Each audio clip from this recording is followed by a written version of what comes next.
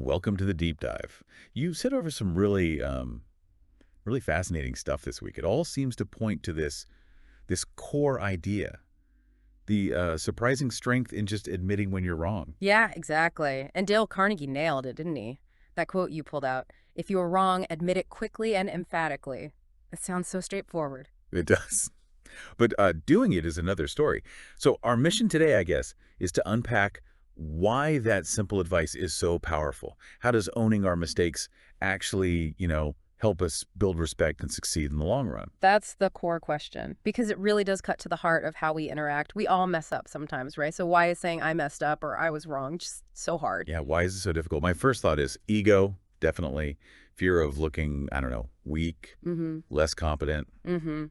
That's a big part of it, for sure. The fear of judgment. But what really jumps out from the materials is how owning up can actually do the complete opposite. Build you up, not tear you down.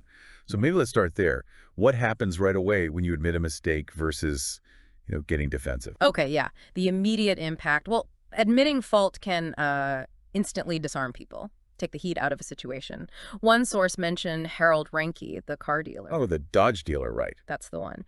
He found that just saying, yep, we made a mistake here, often made angry customers suddenly much more, well, reasonable. It's like it pulls the rug out from under their argument, isn't it? They come in ready for a fight, you just agree. Exactly. It kind of short circuits that whole conflict setup. And it does something else, too. It seems to tap into people's sense of fairness. How so? Well, the thinking is when you admit your own error, the other person feels perhaps subconsciously a bit more open-minded, maybe even willing to look at their own part in things. It encourages a kind of mutual honesty. Ah, okay, so it's not just about you humbling yourself. It makes them potentially more reflective, too. Precisely. It fosters a more balanced interaction. And beyond just calming things down, admitting a mistake helps create a generally more positive space. Hmm. Less defensiveness, less guilt hanging in the air. You can actually talk constructively then. Okay, so that's the positive path. Now, the flip side. What happens when we go with that gut reaction to defend ourselves? Well, it pretty much guarantees the other person digs in too. It's like an instant reflex, isn't it? You justify, they justify harder. You push, they push back. Yeah, you're suddenly in opposing trenches. And it often wounds pride, stirs up resentment. Nobody likes feeling like they're being proven wrong or dismissed. It hits that precious pride and sense of importance Carnegie talks about, creates bad feelings that stick around. Right. And does that defensiveness actually achieve anything useful? You mentioned Patrick J. O'Hara, the salesman. Yeah, the truck salesman. He learned the hard way, apparently, that winning the argument didn't mean winning the customer or the sale. You might score a point, feel clever for a second, but you lose the relationship.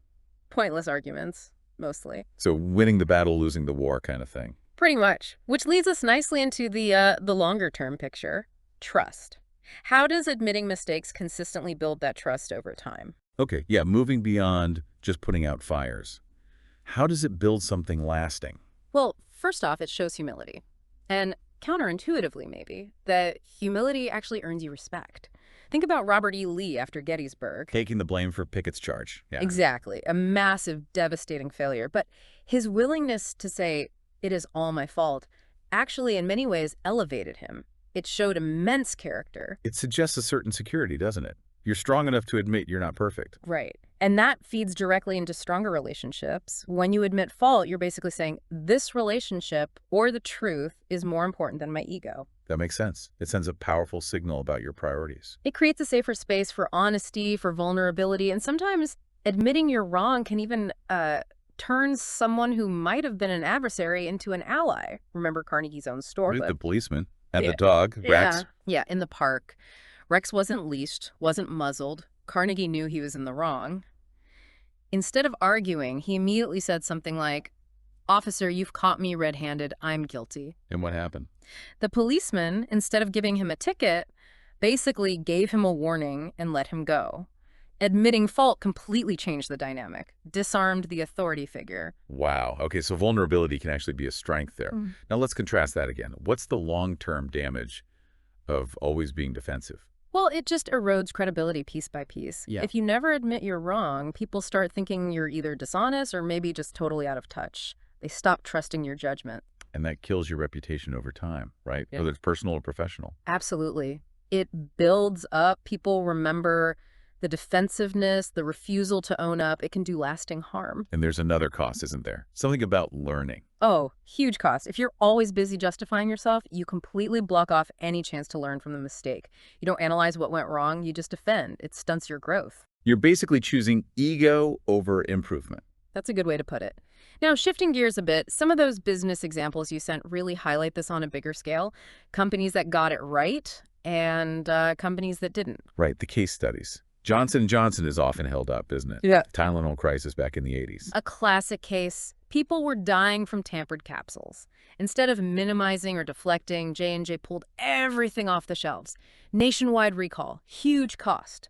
But they admitted the danger, took responsibility for safety, introduced tamper-proof packaging. And that rebuilt trust, didn't it? Cemented their reputation long term. Massively. Then there's Domino's Pizza.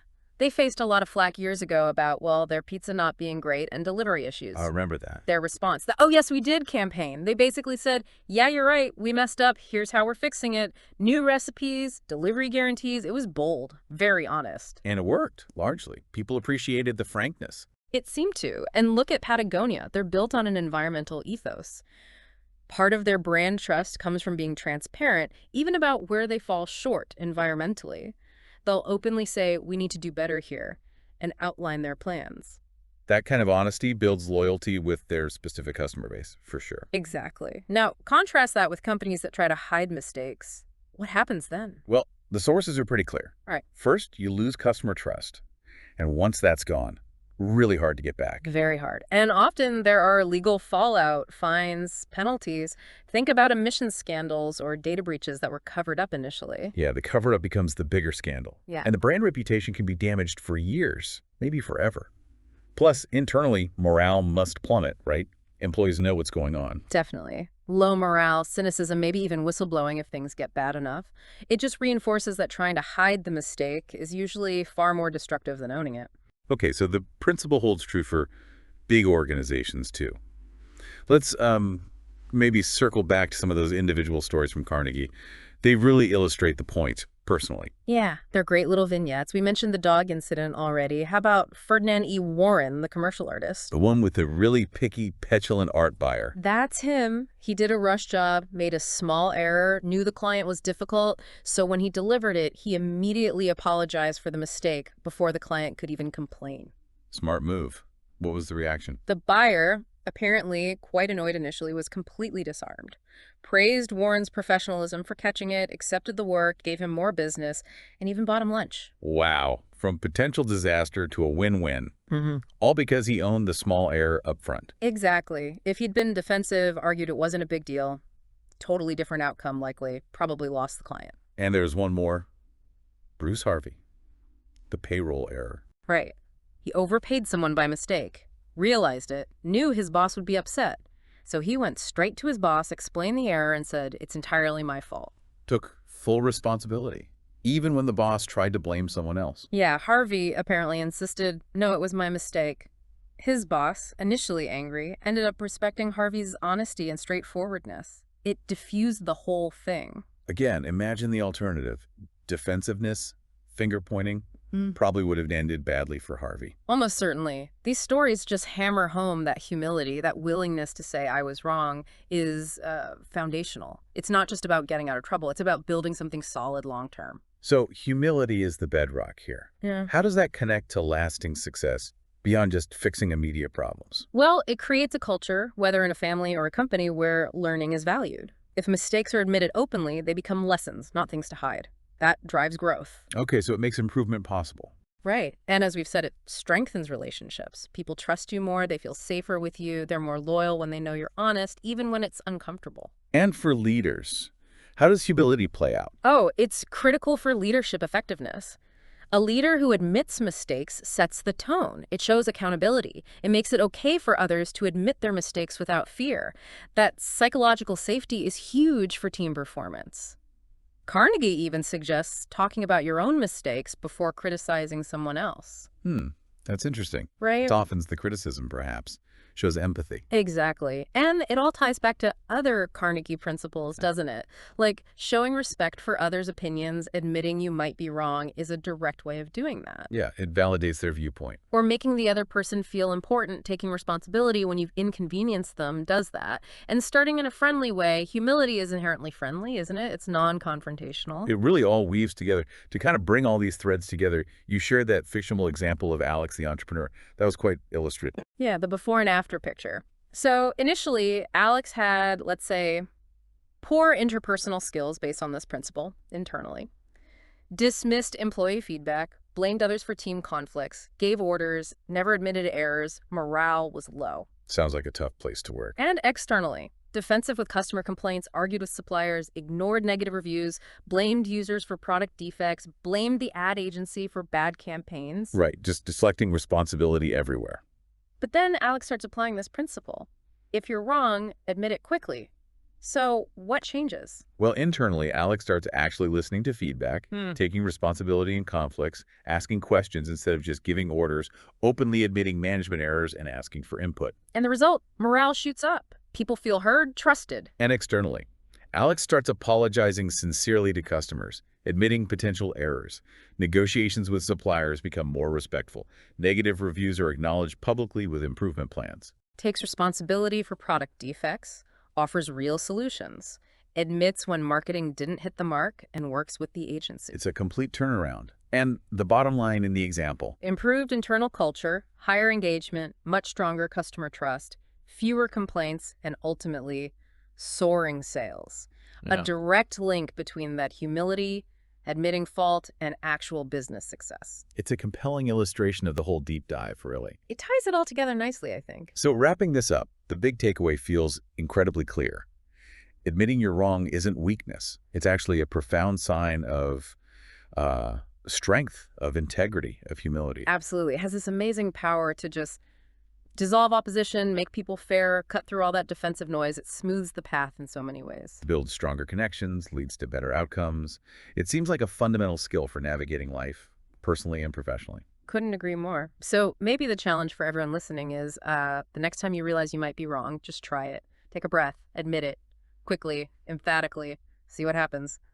A simple experiment with potentially powerful results. Oh. Well, that brings this deep dive to a close. Thanks for walking us through these insights. My pleasure. It's a fascinating principle. Join us next time as we explore another timeless idea for improving our interactions and understanding our world. Welcome to the deep dive. You said over some really fascinating stuff this week. It all seems to point to this core idea, the surprising strength in just admitting when you're wrong. Yeah, exactly. And Dale Carnegie nailed it, didn't he? That quote you pulled out. If you are wrong, admit it quickly and emphatically. It sounds so straightforward. It does. But doing it is another story. So our mission today, I guess, is to unpack why that simple advice is so powerful. How does owning our mistakes actually, help us build respect and succeed in the long run? That's the core question, because it really does cut to the heart of how we interact. We all mess up sometimes, right? So why is saying I messed up or I was wrong just so hard? Yeah, why is it so difficult? My first thought is ego, definitely. Fear of looking, weak, less competent. That's a big part of it, for sure. The fear of judgment. But what really jumps out from the materials is how owning up can actually do the complete opposite. Build you up, not tear you down. So maybe let's start there. What happens right away when you admit a mistake versus, getting defensive? Okay, yeah. The immediate impact. Well, admitting fault can instantly disarm people, take the heat out of a situation. One source mentioned Harold Ranke, the car dealer. Oh, the Dodge dealer, right. That's the one. He found that just saying, yep, we made a mistake here, often made angry customers suddenly much more, well,